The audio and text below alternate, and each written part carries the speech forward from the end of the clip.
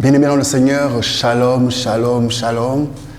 C'est un plaisir de vous savoir connectés et devant vos écrans de télévision, connectés à ce programme de Paraclet, ce programme qui nous fait du bien, qui nous fortifie, qui nous enseigne, qui nous permet d'être transformés, qui nous apporte la joie, la force d'espérer. Bien-aimés, nous voici pour passer ensemble quelques minutes dans la présence du Seigneur. Il a prévu quelque chose de bon pour toi et pour moi. Le thème du mois, c'est bâtisseur du royaume de Dieu. Et nous allons avant tout prier. Je vous prie de courber vos têtes et nous allons prier. Père de la vie, c'est toi qui es la vie, le mouvement et l'être en nous. C'est toi qui, encore en ce jour, tu as renouvelé tes bontés et tes compassions dans nos vies. Nous t'appartenons, ô notre Père. Viens et parachève ce que tu as commencé en nous. C'est toi qui nous as appelés depuis les contrées lointaines. C'est toi qui nous as sortis de la boue du péché pour nous conduire dans la lumière. Et tu as fait de nous tes enfants. Tu as fait de nous tes serviteurs. Et tu fais de nous des bâtisseurs des choses du royaume. Nous sommes bâtisseurs pour la cause du royaume. Merci pour le Saint-Esprit qui nous assiste et qui nous révèle les mystères cachés de ta parole. Au nom de Jésus. Amen. Bien-aimés, je vous prie. Nous voulons observer encore une minute de silence en mémoire de notre frère qui nous a précédés, un patriarche, un bâtisseur du royaume, qui nous a précédés auprès du Père, en la personne du bien-aimé Nicaise Ngotieni. Je vous prie.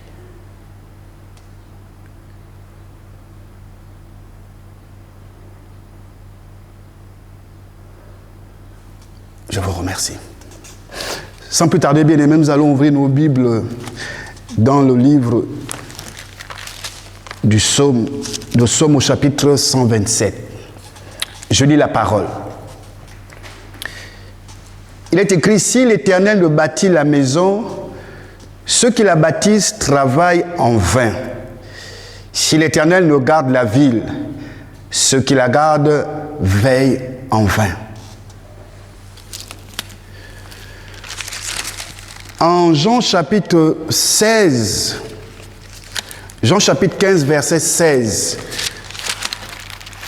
c'est Jésus qui dit que c'est lui qui nous a choisis. Alléluia.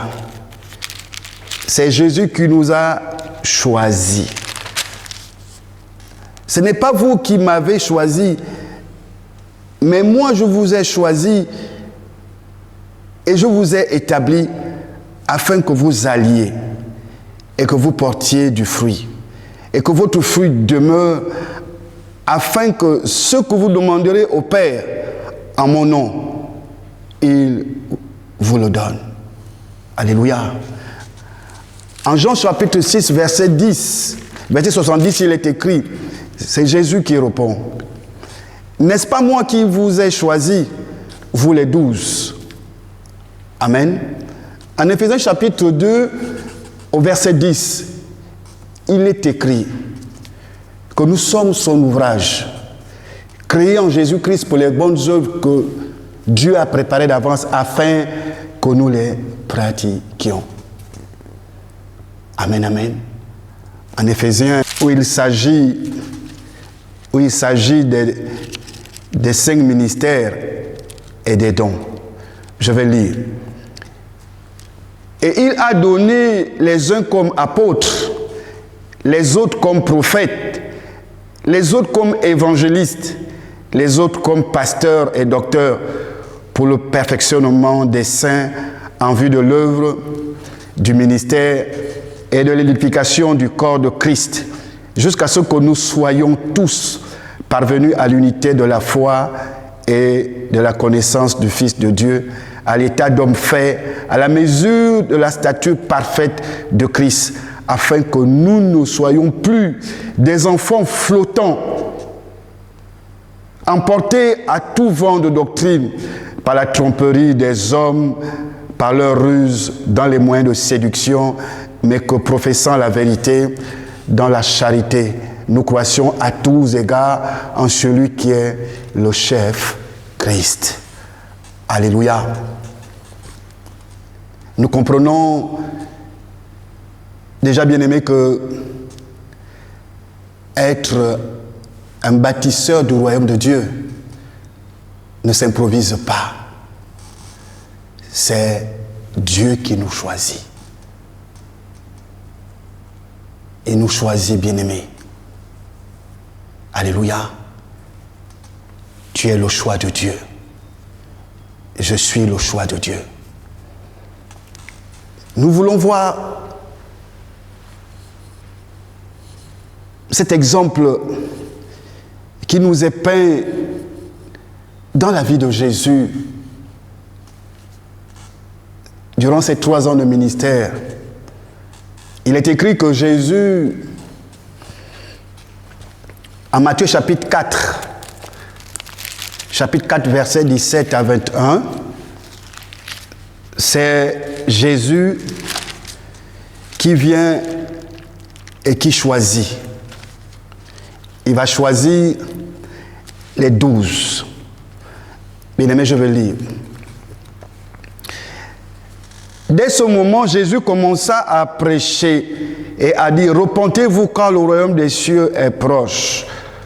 Comme il marchait le long de la mer de Galilée, il vit 2 frères, Simon appelé Pierre et André son frère, qui jetaient un filet dans la mer car ils étaient pêcheurs. Et il leur dit: suivez-moi et je vous ferai pêcheurs d'hommes. Alléluia. Nous savons l'histoire des 12, comment ils ont été appelés. Bien-aimés, regardons ensemble ce processus. Jésus les choisit et ils vont passer 3 années durant avec le Maître, sans interruption. Tous les jours, ils étaient avec le Maître. Ils voyaient comment Jésus prêchait la parole. Ils observaient ses faits et gestes, son comportement. Ils voyaient comment Jésus faisait les miracles, comment il consolait les cœurs brisés, il ressuscitait les morts. Les 12 étaient avec lui.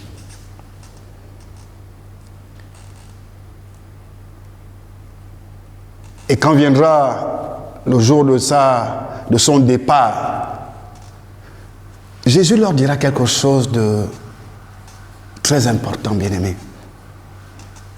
Il leur dira: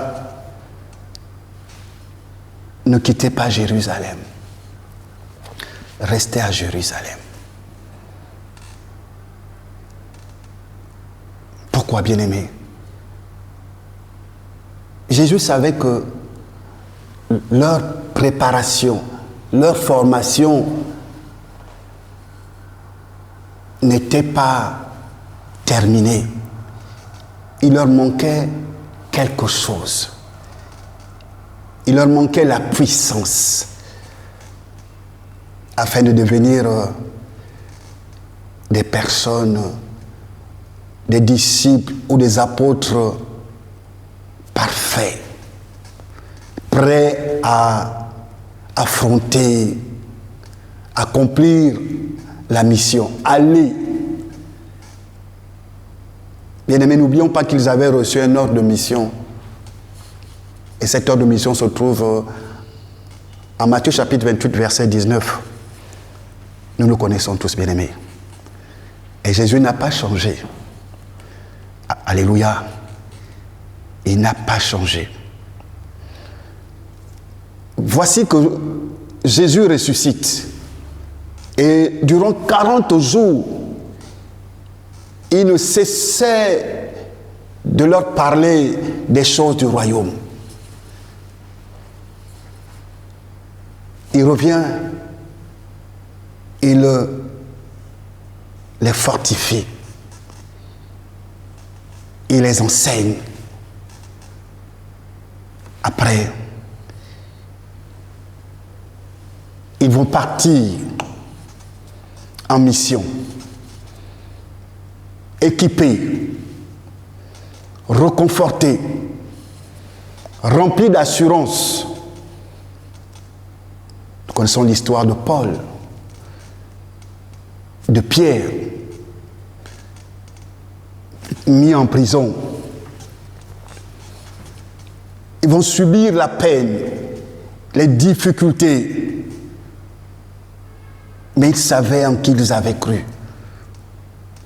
Ils savaient qu'ils étaient des personnes transformées, prêtes à accomplir les œuvres bonnes du Seigneur.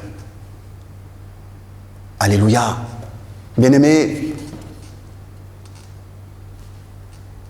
rien n'a changé.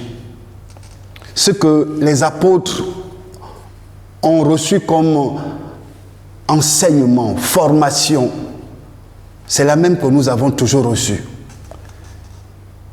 Depuis que nous sommes en Christ, convertis. Pour certains, sont à 2 ans, 3 ans en Christ Jésus, d'autres 15 ans, 20 ans, 30 ans. Nous avons été dans certaines églises. Nous avons écouté certaines prédications. Nous avons reçu certains enseignements. Nous étions aussi câblés devant nos écrans de télévision. Nous avons écouté des prédications venant d'ailleurs. Nous avons lu certains bouquins spirituels. Bien-aimés, toutes ces choses ont concouru à notre édification, afin que nous devenions des bâtisseurs du royaume. Tu es un bâtisseur du royaume. Bien-aimé, je suis un bâtisseur du royaume. Alléluia.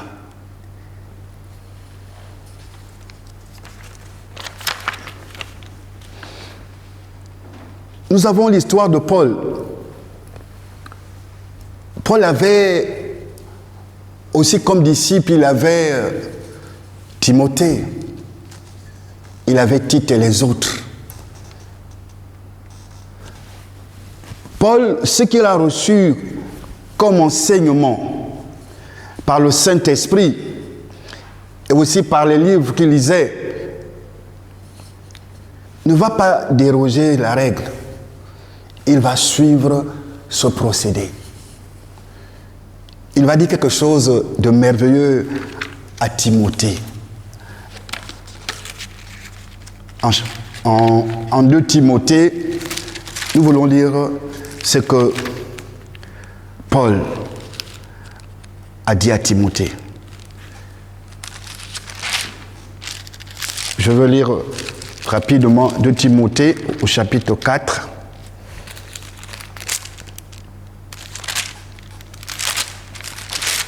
2 Timothée chapitre 4.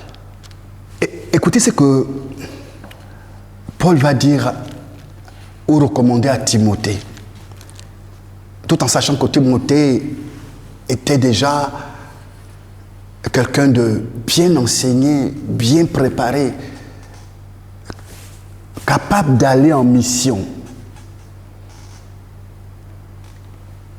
Paul va dire à Timothée ceci: je t'en conjure devant Dieu et devant le Seigneur Jésus-Christ, qui doit juger les vivants et les morts, et au nom de son apparition et de son royaume. Verset 2, bien-aimé. Prêche la parole, insiste en toute occasion, favorable ou non. Reprend, censure, exhorte avec toute douceur et en instruisant. Alléluia. N'est-ce pas merveilleux? N'est-ce pas merveilleux, bien-aimé? Alléluia. Là, nous voyons déjà comment un bâtisseur du royaume doit vivre au quotidien. C'est quelqu'un qui est déterminé. C'est une personne qui a une fiche, un ordre de mission bien précis. C'est ce que tu as reçu et c'est ce que j'ai reçu, bien-aimé. Nos vies au quotidien doivent s'atteler sur ces recommandations. Et c'est la même chose que Paul va dire aussi à Tite. Au chapitre 2, verset 1, il est écrit: pour toi, dis les choses qui sont conformes à la sainte doctrine. Dis que les vieillards doivent être sobres, honnêtes, modérés, saints dans la foi, dans la charité, dans la patience. Alléluia. Bien-aimés, ce que nous pouvons retenir, c'est que un bâtisseur du royaume ne sert pas seul. Un bâtisseur du royaume ne sert pas seul. Il doit être un rassembleur. Il doit rassembler d'autres bâtisseurs afin de servir. Bien aimé, je pouvais le dire en amont que personne ne s'improvise bâtisseur du royaume si tu n'es point appelé par le Seigneur. Je vous ai pris 2 exemples. Jésus avec les 12, Paul avec ses disciples. Je pourrais même aller plus loin. Jean-Baptiste avec ses disciples, ils étaient toujours au pied de leur maître. Bien-aimés, je le crois pour ma part que nous sommes des bâtisseurs du royaume. Je crois que nous avons le Saint-Esprit en nous, l'esprit de force, l'esprit de puissance, l'esprit de révélation, l'esprit de sagesse. Regardez le caractère qu'avaient les 12. Je prendrai par exemple l'histoire d'Étienne. Étienne était un bâtisseur des choses du royaume. Étienne, par la discussion et la conviction qu'il avait de défendre la vérité, l'a valu la lapidation. Paul, en 2 Corinthiens 6, vous allez voir, il dit qu'il s'identifiait à certains peuples. Dans quel but? Dans le but de les gagner à Christ. Nous allons voir les multiples missions de Paul et ses voyages. C'était toujours dans le but de gagner les païens. Bien-aimés, il y a beaucoup d'éléments qui rentrent en ligne de compte afin de bâtir dans le royaume. Nous avons besoin de beaucoup de sagesse. Nous avons besoin du fruit de l'esprit. Nous avons besoin d'appliquer ce que Paul a donné comme recommandation à son disciple Timothée. C'est de prêcher la parole tous les jours. Insister en toute occasion, favorable ou non. Reprendre, censurer, exhorter avec toute douceur et en instruisant. Peut-être quelqu'un me dira, mais pasteur, suis-je véritablement un bâtisseur du royaume? Bien-aimé, la réponse, tu l'as. Parce que tu as été choisi. Tu as été choisi. Et tu continues dans ta formation. Par les prédications que tu écoutes. Dans ton église. À la télévision. Par les livres spirituels que tu lis tous les jours. Mais pasteur, comment vais-je commencer? Commence. Tu es plein, tu as le Saint-Esprit. Prêche la parole. Dans ta maison. Dans ton quartier. À ton lieu de travail. À l'école. Même dans les décès. Oui, bien aimé, Paul a dit à Timothée,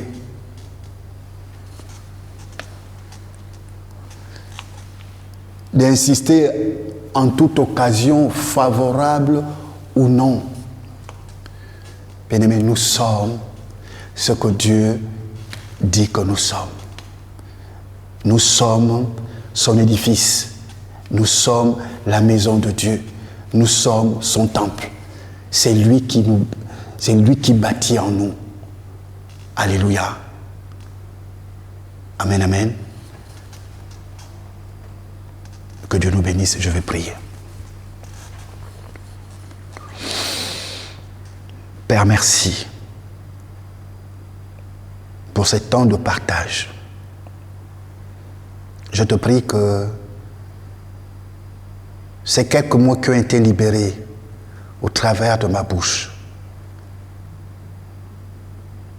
il est écrit que ta parole est esprit et vie, qu'elle est puissance et démonstration. Père, que cette parole trouve des cœurs fertiles. Oui, des cœurs fertiles. Et que ta bonté nous pousse à la repentance. C'est toi qui nous as choisis, appelés, équipés. Ta parole est la vérité. Donne-nous, ô Dieu, de la vivre au quotidien. Aide-nous à manifester le désir d'aller, de prêcher, de censurer, d'exhorter, etc. Merci mon Père. Je te rends l'honneur, la puissance et la gloire. Toi qui es Dieu et qui demeures d'éternité en éternité. Amen. Personne comme toi, Jésus. Personne n'est comme toi, Jésus. Personne